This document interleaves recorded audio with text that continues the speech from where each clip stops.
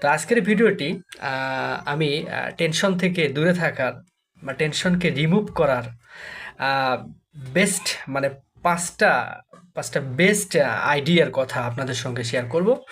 অনেক বিষয় রয়েছে, তার মধ্যে বেছে বেছে আমি পাঁচটাকে সিলেক্ট করেছি, যেগুলো আমরা ফলো করতে পারলে টেনশন থেকে ইনশাআল্লাহ মুক্ত হতে পারবো।